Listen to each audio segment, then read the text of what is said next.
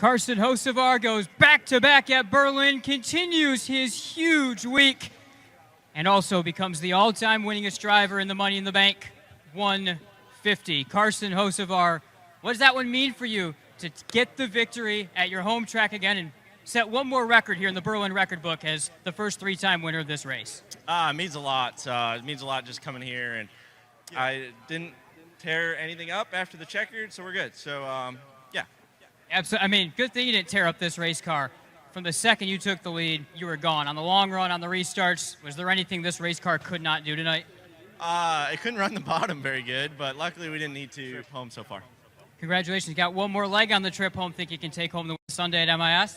Hopefully. We got the truck race to try. Yeah, so good. Carson Hocevar, let him hear it, race fans. He goes back-to-back at Berlin for the third time, wins the Money in the Bank. We'll start with you, Nate. What are you seeing down there? I know you've been here since, what, yesterday at like 10 o'clock in the morning. You've been here for the duration. A lot of stories to cover on pit road. It has been a long couple days, a packed pit road. $40,000 on the line, a crown jewel of late model racing in this country at a crown jewel track celebrating its 75th anniversary this year here at Berlin, and it's as strong of a field, guys, as we've had in a couple of years for the Tecton 250. Everyone chasing the defending champion and the defending champion of the Money in the Bank 150, Carson Hocevar. We'll be able to talk to him and so many guys later on. Ryan Pilon and Blake Harms is back with us. Blake, we saw you for the 150. You're back with us down pit side. How excited are you to be back at Berlin and back for this premier event? A little more excited now. The weather's maybe one of the local favorites, if not the local favorite, going in tonight is down with Nate Dreyer. That's absolutely right. Austin Hall, 3 wins this year. You won last time out. New race car that you have with us tonight was the winner a couple weeks ago in that race. So you and this team have got to be about as confident and, as Matt said, probably one of the leading favorites in terms of the local drivers to take the 40 grand away from all the invaders. Yeah, I think if we hit our tires right. Tell us about your day so far. There's been some decent speed in the car. Everyone's been a little unhappy in different ways up and down pit road. Where's the balance of your race car been at? How confident are you for qualifying? How confident are you for the 250 laps after that?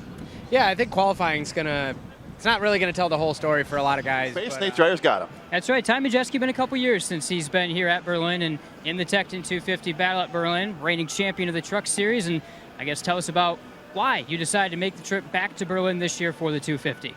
Yeah, I mean, first of all, it worked out with my schedule, being a Wednesday race, and it's hard to find. Just trying to smoothen out my right foot a little bit for Friday, and should be a great race tonight. Tell us, we hear it from local guys, from guys traveling in, how difficult this racetrack is. Take us around a lap. How technical is this racetrack? What are some of the things that makes Berlin so tough to get around? Well, it's certainly an anomaly, and that's why I love coming here. It's a challenge for us. So hopefully we'll have something to race with tonight. You were quickest in that third practice. How do you think that speed is going to, first off, roll into qualifying and then race trim as well? It's hard to say. We went out early in that last. All right, let's stick with the great state of Georgia and the 17-year-old Seth Christensen lining up. You were here a couple times so far this year, rolling off just inside the top 20. Tell us about the game plan tonight. Probably starts with having a race that lasts a little bit longer than yours did in the 150. Yeah, definitely. Nate, from one Seneca driver to another Seneca driver, obviously, it's Terry Seneca rolling off in the 13th position tonight. Tell us about the race car so far, where the balance is at and where the strategy is leaning to get 12 positions up the grid and find your way in victory lane at the end of the night. Yeah, I don't feel like the car's bad. The car's really good for us. All right, good luck tonight. Thank you.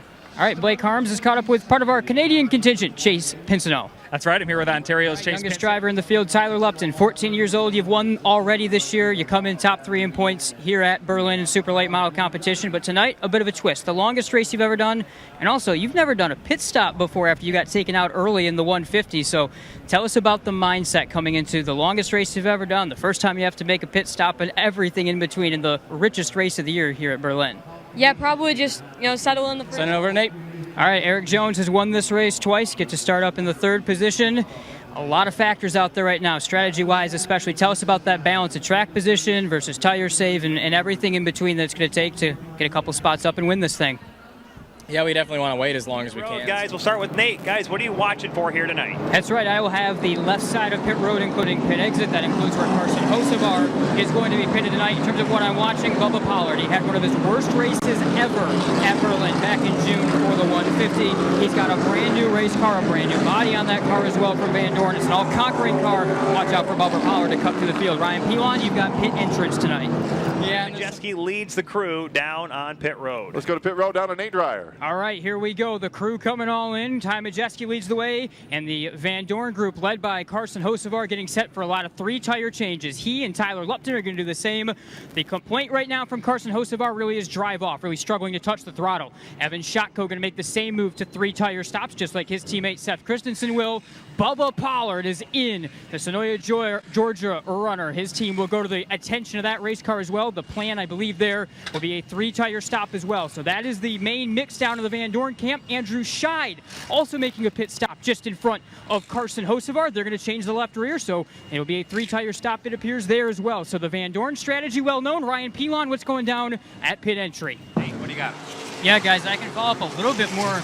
For the first time, I heard Bubba Pollard say something on the radio. He was mostly complaining about getting hit in the door and raced the way he was being raced as he fell back through the field in that time. His team is starting to work on getting new right sides, it looks like, out, and they're milling around. So I would expect at the next yellow here, we are going to see Bubba Pollard make his right side tire stop, and we'll see what sort of adjustments they can make. But a tight race car been the main complaint from Bubba all day long. Remember, a brand new Van Dorn chassis that he's gotten this year. He's been working through some teething problems, did win a race early. We know how good the Van Dorn cars here are at Berlin, but it's been a story to watch with Bubba Pollard. He continues to fight a really tight race car and is a little frustrated with some of the racing out on the track. Pit road. Yeah, they continue to work on that. I also wanted to touch on that battle at the front as we're getting ready to see Stovall versus Austin Hull 2.0. It's been a real cat and mouse game for both of those two teams on the radio. The 24 car for Stovall, really, he's just wanted the gaps. Back to the 20 car, trying to save his stuff. He's been getting that.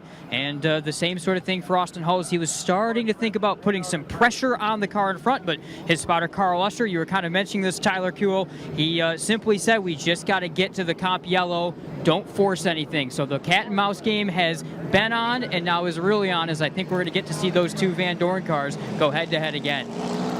All right, thank you for the update. Just before we send it up, I want to give a couple of updates on where some of the handling things are at. Some of those guys we've been talking about. Joe Bush mentioned him as a guy that's been charging up through the field the last couple of laps.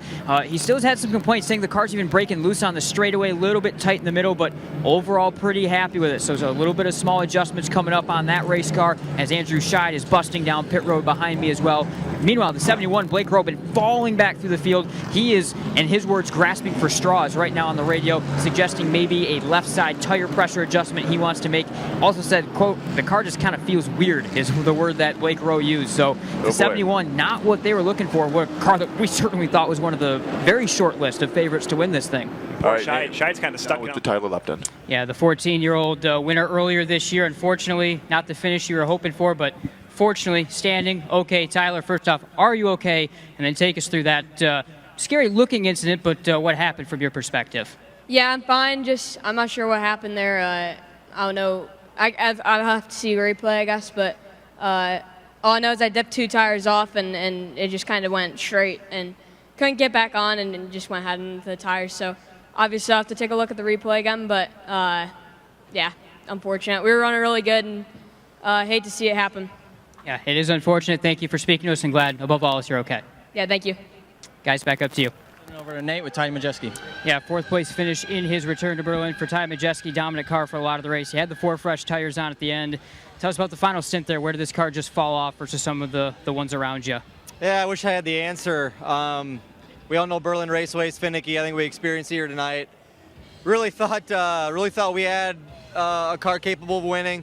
Really, really good on the short run. Had a ton of turn. Was really happy with it, and put that last set of tires on, and we made a little bit of an adjustment. Just wasn't quite the same.